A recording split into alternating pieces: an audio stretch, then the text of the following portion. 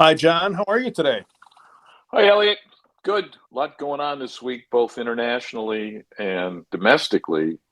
And I thought we'd just dive right into it. As we're recording this, there's an article in today's Washington Post related to pandemic fraud, and there's another issue that ties to that. The White House is supporting a bill right now introduced by Senate Democrats, although it looks like it'll get bipartisan support.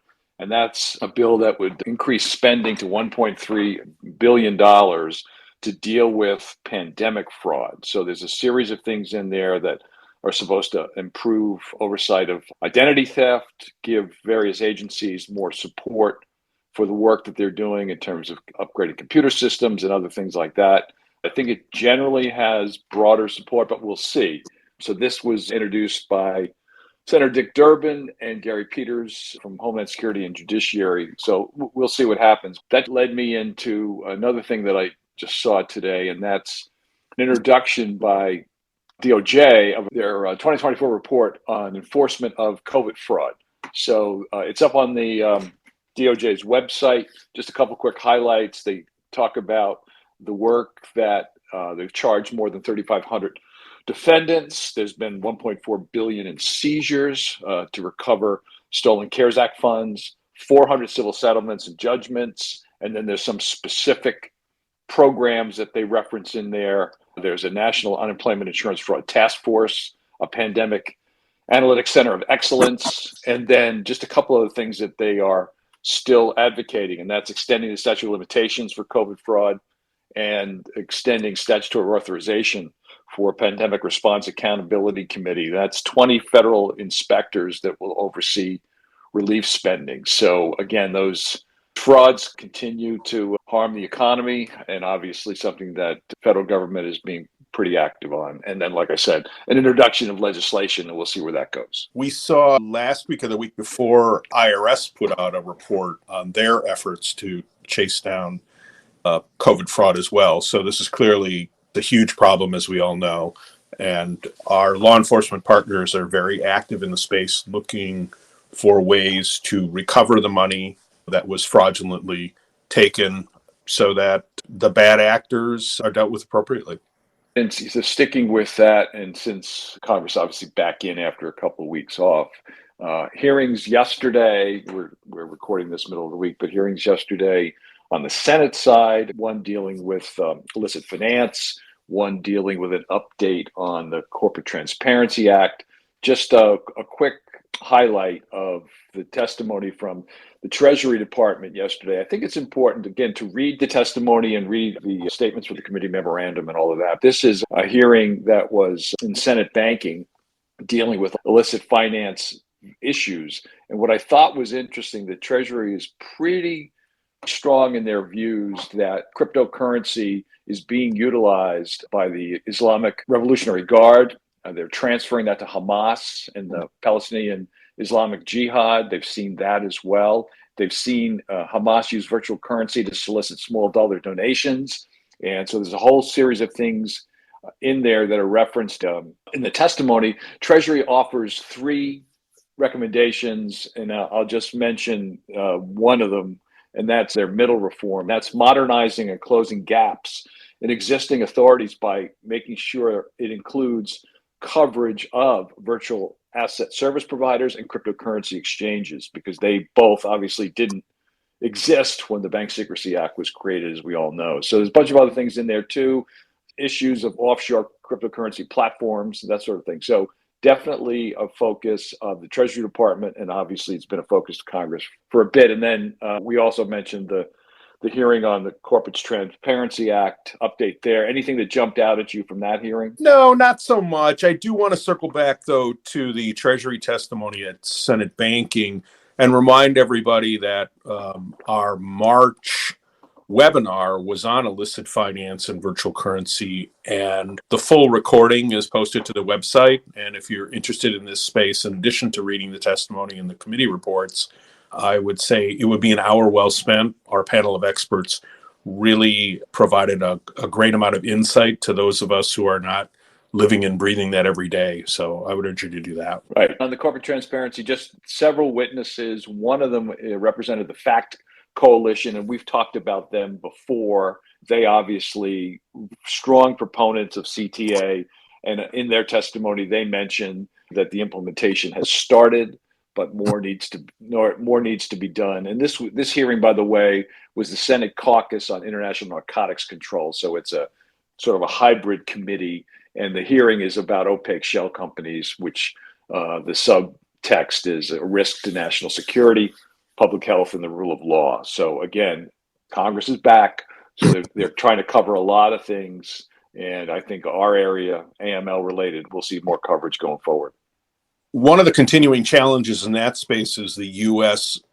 methodology for creating and governing corporations. So the CTA is a national overlay requiring, among other things, certain corporations to report into the registry. But every one of the states in the United States can issue a charter to a corporation. And actually, the U.S. government doesn't issue charters. So we're trying to solve a national problem with a very patchwork quilt underlayment. In addition to the fact that not everybody's on the same page about trying to solve the various issues, the fact that we've got 50 different states in the business, and as you and I have talked about and others have talked about, some of those states view issuing corporate charters as a business proposition, meaning a revenue stream without a lot of regulation. I think this problem will continue to be with us for a fairly long time.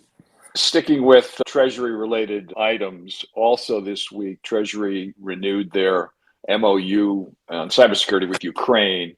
And in their announcement, they said that they have signed this particular memorandum, an updated one, but been in place since 2020. As part of that, it facilitates an exchange of information between the National Bank of Ukraine and the Treasury Department. And the press release, you can go ahead and read the MOU, obviously, but it was signed in Washington, Kiev. And like I said, it shares information about cyber threats, incidents, threat actors, and best practices. And those of you that are in the cyber security space may want to take a look at the MOU. But again, it's an updated version of the one that was first crafted back in 2020. And this is another MOU of this type on this topic in a series of them that Treasury has been signing with global partners over the last number of months. You and I have mentioned a few of those. International cooperation on cybersecurity is a key priority for Treasury, and this is how they're continuing to implement that efforts toward that strategy.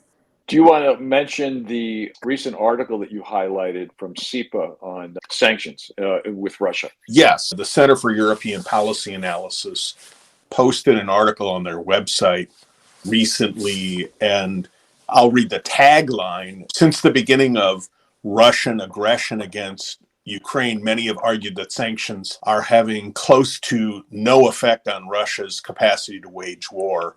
They're wrong. The author zeroes in on some changes made to one of the existing executive orders, but the point is it makes very clear that Treasury is prepared to issue secondary sanctions to global financial institutions which choose to facilitate what are called significant transactions supporting Russian military industrial base. And the author makes the point that we're seeing banks in India, China, Turkey, and the UAE tightening their sanctions compliance to avoid secondary sanctions being issued against them. And this is having a significant effect on Russia's ability to finance its energy sector, which is the largest sector of its operating economy. An interesting read, a little wonky, I acknowledge, but you and I have talked a lot about the Ukraine sanction programs. There's been a lot of action by the US government, UK, EU, and others. But there is always that question, is it working? And my takeaway from this is we have to remember that sanctions are not an instant solution. They really take time to work. If you can be patient, which I realize in a situation like the Russia-Ukraine war is hard, that they can be an effective foreign policy tool. You also identified a C&D with the Federal Reserve that has some interesting issues in it, the Mode 11 Bank Corp. Yes. So Mode 11 Bank Corp is a bank holding company in the United States. It's headquartered in Wyoming. It has a single bank subsidiary, Summit National Bank, a pretty small bank, just over $100 million in assets. And for those of our listeners who are in the banking industry, they know that in today's world, that's a really small bank. It's a broad ranging cease and desist order with all the things you'd expect to see. The bank holding company has to maintain itself as a source of strength for the bank, directives to the bank holding company board of directors to ensure that a variety of things happen at the bank. But the interesting thing is, this bank was apparently quite active offering banking as a service through various bank subsidiaries and holding company subsidiaries. And the C&D orders the holding company to cease all of those activities. We did a webinar a couple months ago. The February webinar was on banking as a service, and there was a lot of discussion by our panel of experts about the various risks and having the infrastructure to be able to do it well, and then also understanding the risks that you're taking on because of who the customers are. And it was interesting. I had not seen a regulatory order in the US prior to this that said, just stop. We'd seen some that said, fix this, fix that, but we hadn't seen just stop. Worth a read. It's available on the Federal Reserve. If you search for Mode 11, MODE, and then 11 spelled out, you'll find the order. Worth taking a look at that. I think that's it on my list. Anything else? I have two things. One is our partner, Jim Lee, who recently retired as the chief of IRSCI. We all expected that he would join the private sector, and he has done that. It was announced this week that he's joining Chainalysis. We wish Jim good luck there. And then I have a quiz question for you. What happened on May 15th, 2020, that our listeners might be interested in? It was too early for the vaccine to be ready, as I recall. I think it was roughly a little bit later than that, although time tends to block that out. I'm going to guess that was roughly around the time, or maybe the exact time, that we did our first This Week in AML. I cheated a little bit because I looked it up, but I think that's what happened. And how many of those were there? Have there been thus far? You are correct. May 15, 2020 was our first episode. And since then, including the one that we're recording right now, this is our 200th unique episode. You'll recall that around the holidays, we finally got a little lazy and did a few archived versions. But other than that, we have done 200 episodes as of Friday, April 12th. And so our goal from the very beginning was to give you a snapshot of what we thought were relevant, important items for that particular week.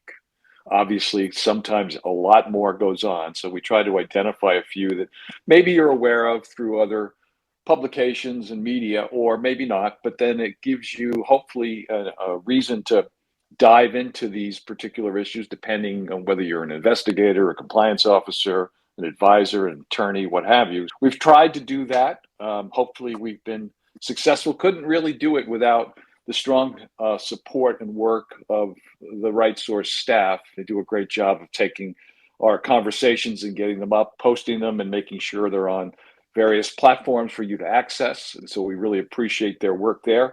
And I think our theme has been, and I'll let Elliot fill in any gaps that I leave here, but our theme has always been our community is made up of the private and the public sectors. Obviously, you've just heard us mention Jim Lee, the strong support that the private sector has had with their law enforcement and regulatory partners has been essential to making the AML community strong and diligent and be able to deal with all these issues and challenges that arise. So we've tried to do that. And obviously, we've also tried to be relevant wherever you sit, whether you're in the US or anywhere else around the world, that whatever issues we're touching on have some relevance to what you do each day. And what you do, again, Elliot, I'll stop here, but what you do makes a big difference. And so hopefully we've added a little bit to that.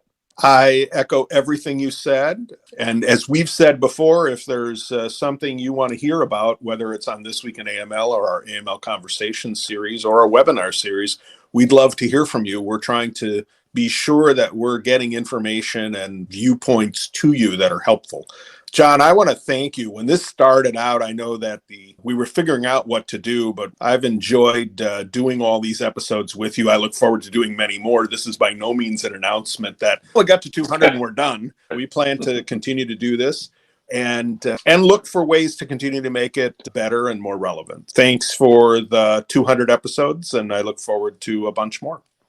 And we have other things that are coming up, but I think that's a good ending to this one. Elliot, I obviously share what you've said as well, and working with you has been great. Obviously, we've known each other for decades. This has been a fun way to both stay engaged, but also hopefully add a little bit of information to the community out there. Agreed. You have a great rest of the week, and I'll talk to you next week. Take care. You too. Bye-bye.